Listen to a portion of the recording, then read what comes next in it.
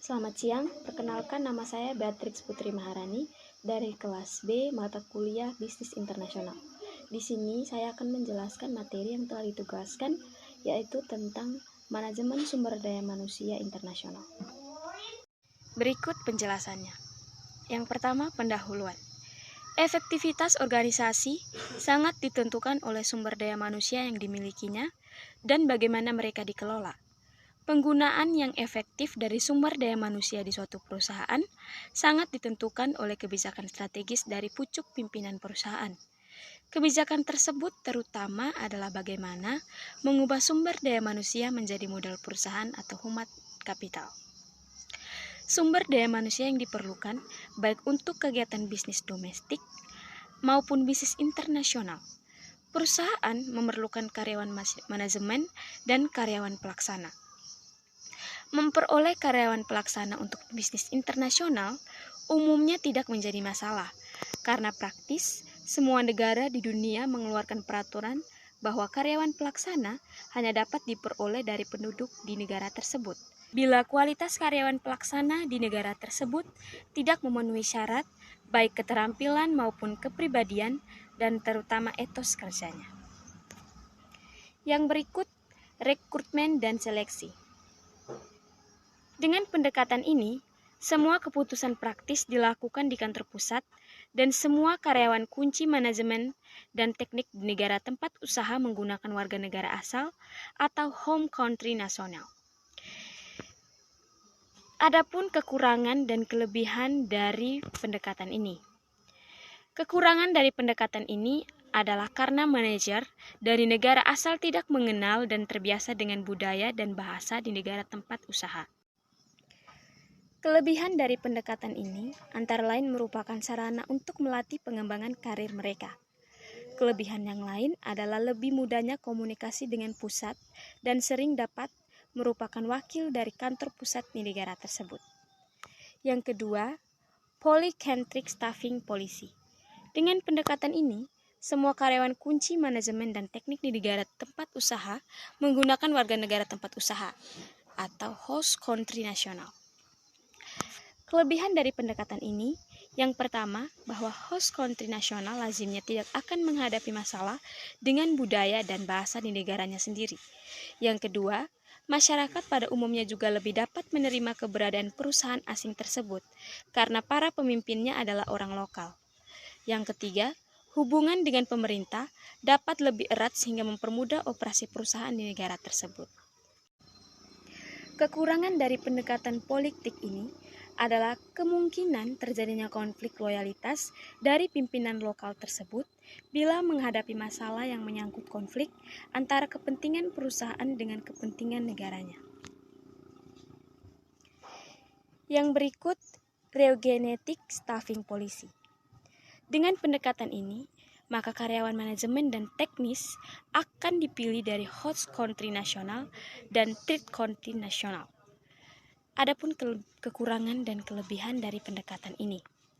Kekurangannya dari pendekatan ini adalah bahwa pemerintah dari negara lokal pada umumnya tetap sulit untuk menerima yang bukan dari negaranya sendiri, walaupun itu berasal dari negara tetangganya. Kelebihan dari pendekatan ini terletak pada pendekatan host country nasional dengan home country nasional.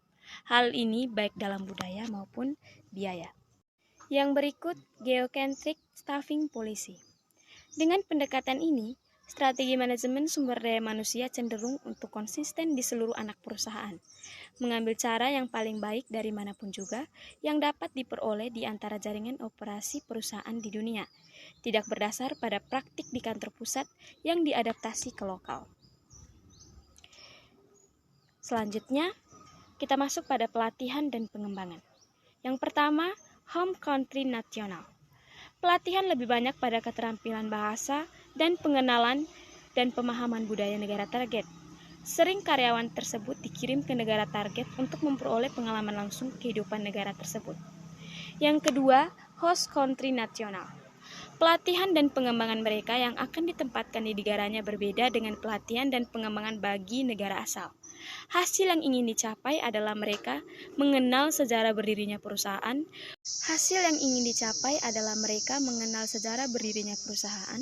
Memahami dan menghayati kebijakan, prosedur kerja, dan budaya di perusahaan. Selain itu, juga memahami pengetahuan yang khusus mengenai bidang kerjanya nanti di negara target pasar. Yang ketiga, trade country nasional. Sulit untuk generalisasi kelebihan penggunaan trade country nasional dari karakteristik karyawan, karena tiap orang bisa sangat berbeda. Tiap orang akan berbeda tergantung pada negara asal masing-masing pada budaya negara tersebut, pengalaman kerja dan budaya organisasi di perusahaan-perusahaan internasional sebelumnya. Berikut expatriates.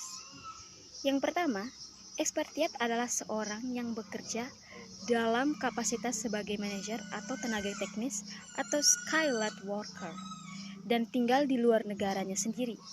Mereka dapat berasal dari negara asal perusahaan tempatnya bekerja atau dari negara tempat usaha perusahaannya.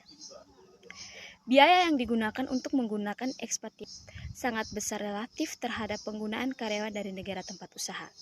Hal ini belum terhitung biaya yang kehilangan karena kegagalan kinerja expatriat disebabkan karena tidak selesainya periode waktu expatriat.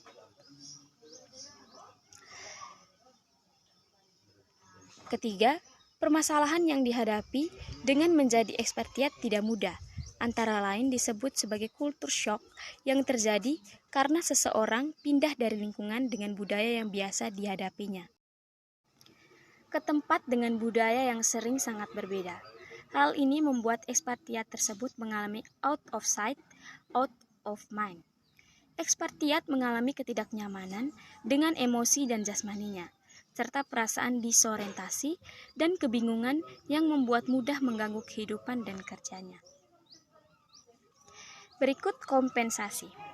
Yang pertama, gaji. Gaji pokok lazimnya ditetapkan sama dengan gaji yang diterimanya untuk posisi yang sama di negara asal.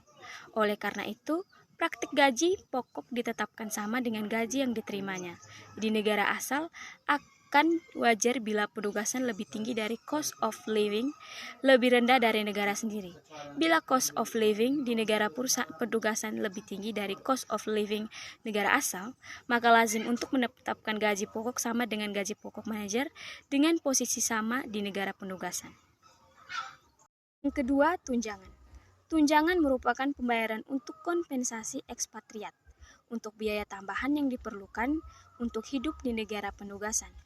Tunjangan tersebut antara lain tunjangan kemahalan lokasi, tunjangan biaya hidup, tunjangan pajak, tunjangan perusahaan, tunjangan pendidikan anak, tunjangan biaya pindah rumah dari negara asal ke negara penugasan.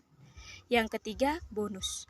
Bonus juga dapat berupa kompensasi karena ekspatriat dapat memenuhi periode waktu penugasannya. Bonus ini untuk mencegah ekspatriat meninggalkan tugasnya walaupun periode penugasan belum selesai. Salah satu contoh dari bonus ini adalah cuti. Yang keempat, status internasional. Banyak karyawan yang direkrut di negara asal perusahaan mendapat status internasional. Artinya, akan memperoleh kompensasi sama seperti ekspatriat yang berasal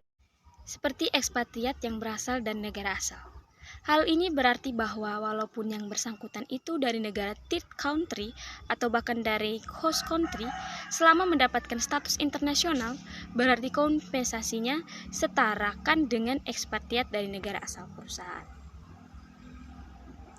Sekian penjelasan dari saya. Jika ada salah kata, mohon dimaafkan. Sekian dan terima kasih.